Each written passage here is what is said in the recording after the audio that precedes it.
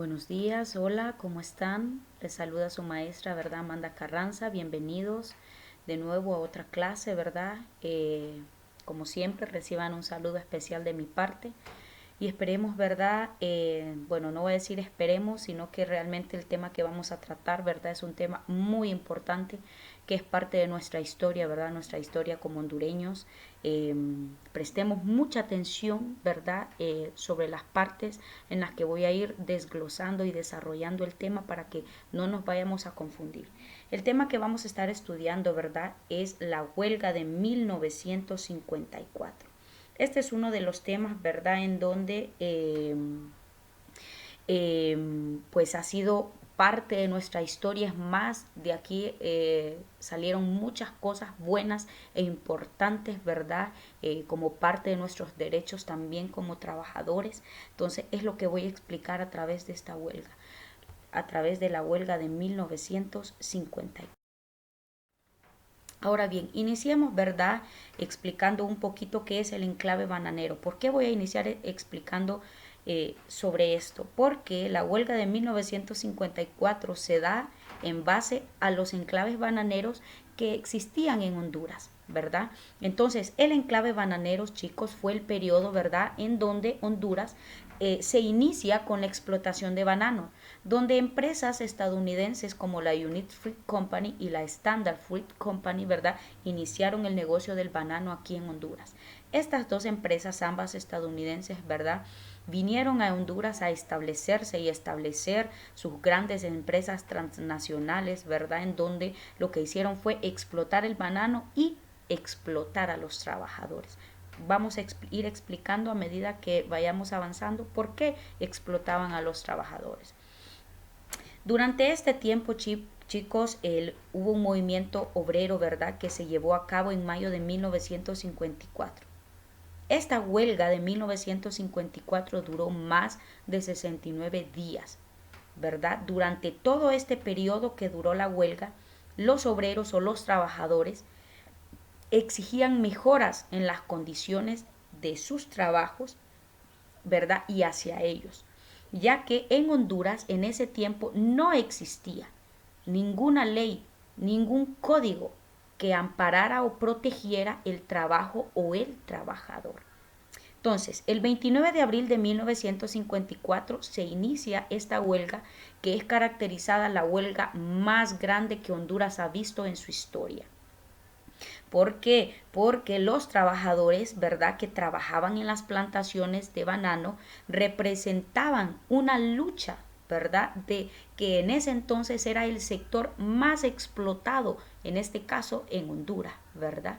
Entonces, ellos se unieron para protestar, para que defendieran sus derechos como trabajadores, ya que trabajaban, ¿verdad?, en condiciones precarias, en donde no eran valorados como trabajadores ni eran pagados con lo que ellos debían ser pagados, o sea, recibían un sueldo que no era el sueldo que ellos debían recibir. Entonces, básicamente la huelga de 1954 trata de esto. Ahora bien, luego de eso, miremos por qué se da la huelga. Ya vimos que la huelga inicia por los enclaves bananeros, por el maltrato, ¿verdad?, que había por parte de estas empresas a los trabajadores. Ahora vamos a profundizar un poquito más y vamos a ver por qué se dio la huelga. Entonces, ya dijimos, expliqué así a grosso modo, la huelga se da, una, por la explotación a los trabajadores; dos, porque en Honduras no existía ni una ley ni un código, ¿verdad?, que se rigiera sobre el trabajo o amparara los derechos del trabajador. Entonces, los trabajadores, ¿verdad?, sufrían una gran explotación, no tenían derechos laborales ni sociales.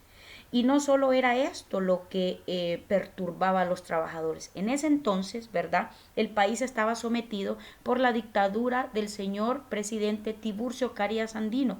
Entonces, este señor, ¿verdad?, durante él gobernó, en su gobierno no existían ni libertades políticas ni elecciones. ¿Por qué? Porque el señor era un dictador. Él prohibió que hubiesen sindicatos, que hubieran grupos de personas que defendieran sus derechos. Entonces, allí hay otro problema. Entonces, durante el tiempo de Tiburcio Carías, ¿verdad? No habían sindicatos ni organizaciones sociales para que las personas se pudieran defender o pudieran pelear o protestar por sus derechos o por la igualdad. Entonces, ahí vemos muchos factores, ¿verdad? Que son los que se empiezan a recopilar para que se dé esta gran huelga que ha sido la huelga más grande, ¿verdad?, que se ha dado en Honduras. Ahora bien, ¿cuál es el detonante de la huelga? ¿Cuál es el detonante para que esta huelga se dé y los trabajadores comiencen a ponerse en huelga, en marchas y en protestas? Pues sucede un conflicto laboral, ¿verdad?, que surgió según la historia, que aquí se la tengo contada, a mediados, ¿verdad?, de abril en Tela. Entonces, los enclaves bananeros, chicos, estaban en la costa norte, Tela, Ceiba, Trujillo, ¿verdad? Entonces, allí estaban los enclaves bananeros. Estas empresas estadounidenses, ¿verdad? Vieron que la exportación de banano producía mucho dinero. Entonces, comenzaron a explotar el banano hasta que se llegó a un punto donde por medio del banano recibían mayor dinero, ¿verdad? Entonces ellos vieron que era bueno y que estaban recibiendo mucho dinero.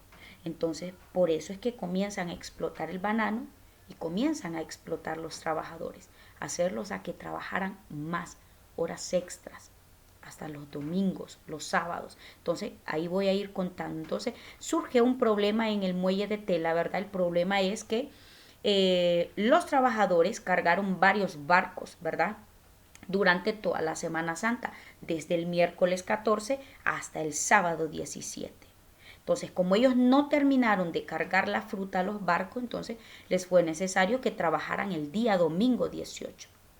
¿Verdad? Entonces, en este caso el problema sucede en la empresa Unit Fruit Company, ¿verdad? Que estaban interpretando los decretos que habían a sus antojos simplemente para seguir explotando el banano. Entonces, el 4 de marzo, ¿verdad?, se paga doble los feriados de la Semana Santa. Recuerden que trabajaron miércoles, jueves y viernes, feriados de Semana Santa, ¿verdad? Trabajaron el sábado y todavía los hicieron ir el domingo. Entonces, esta empresa, la Unit Fruit Company, solo les paga los 3 feriados de Semana Santa doble, ¿verdad? Entonces, los estibadores, que eran los que estaban cargando, ¿verdad?, solo les reconocían un día y medio por el día 18. O sea que les pagaron el sábado completo, pero el domingo no se los pagaron completo, solo les pagaron la mitad. Entonces ellos, los trabajadores, al ver que estaban violando ese derecho, porque el domingo era el día libre, y si lo trabajaban obviamente les tenían que pagar las horas extra. Entonces ellos dijeron que no iban a cobrar los cheques y los amenazaron que iban a ir a huelga el día 24 de ese mismo, de la siguiente semana, ¿verdad? Entonces, este fue el detonante para que todos empezaran a ya no ser parte de esa explotación, sino a decir hasta aquí, ya no voy a seguir viendo cómo me explotan. Y recuerden que estaban mal pagados, no les pagaban como era, estaban siendo explotados. Entonces ellos ya no quisieron ser parte de este juego, sino que empezaron a defenderse y a protestar por lo que ellos creían que era correcto, porque estaban trabajando de más. Entonces, luego de esto, ¿qué sucede? Luego de este detonante, inician las huelgas. Entonces, inician las huelgas, ¿verdad?, donde los trabajadores se declararon en huelga porque ellos hicieron una lista de cosas que reclamaban, ¿verdad? Entonces, ellos estaban pidiendo mejores salarios, ¿verdad? Entonces, cuando estos trabajadores, los de la Unit Fruit Company, se van a huelga, entonces el gobierno decreta estado de sitio en esa zona, ¿verdad? Porque eran muchos los trabajadores que trabajaban en esas empresas bananeras. Entonces, para septiembre, los trabajadores se vuelven a reincorporar a sus labores. Estoy hablando los de la Unit Fruit Company, ¿verdad? Pero luego de eso, ¿verdad?